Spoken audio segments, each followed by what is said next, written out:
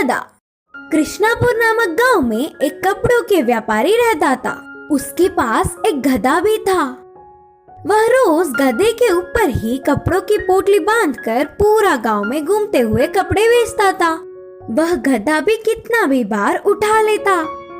ऐसे सुबह से शाम तक मेहनत करने पर अच्छे लाभ आते।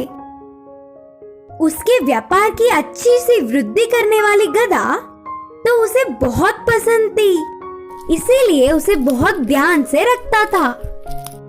एक बार व्यापारी को भारी रकम से कपड़े खरीदने के लिए विदेश जाना पड़ा।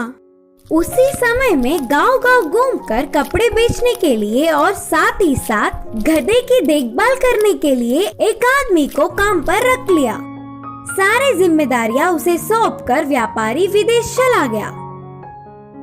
कुछ सालों बाद लौट आने वाला व्यापारी अपने गधे को लंगड़ाते हुए चलना देखा।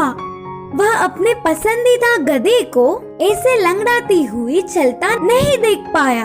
काम वाले को पूछने पर भी उस विषय में उसे कुछ नहीं पता करके कहा। फिर वह व्यापारी ने उस गधे को बहुत सारे चिकित्सकों को दिखाया, फिर भी कुछ फायदा नहीं मिला। गधे को देखने वाला कोई भी वह क्यों ऐसे लंगड़ाती हुई चल रही है, इसका कारण नहीं बता पाया। ऐसे कुछ समय बीतने के बाद उस गांव में एक साधु आया। महाज्ञानी साधु उसकी गधा क्यों लंगड़ा रही है कारण बोलेंगे करके विश्वास करके उनके पास गधे के साथ गया। पूरे विषय जानने वाला साधु इस गधे की देखभाल करने वाले को इधर ले आओ करके कहा। तब तुरंत व्यापारी ने काम वाले को बुलवाया। काम वाले को आते देख, सज्जन, तुम्हारे गधे को ये लंगड़ापन किसी भी रोग से नहीं आया, बल्कि उसे देखो, वह लंगड़ा है। उसके साथ रहने वाले को ये गधा बहुत ध्यान देकर उसके जैसे ही करने पर लंगड़ी हुई।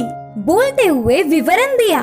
हमारे आसपास के रहने वालों का प्रभाव हम पर ही ज्यादा पड़ता है।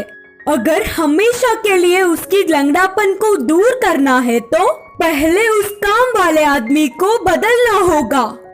व्यापारी उनकी सारी बातें मानते हुए तुरंत काम वाले को दूसरी जिम्मेदारियां सौंपकर उस गधे पर कपड़े रखकर घर घर घूमकर वही बेचने लगा।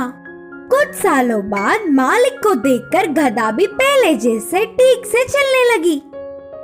इस कहानी की सीख है कि हमारे आसपास रहने वालों का प्रभाव हम पर जरूर पड़ता है।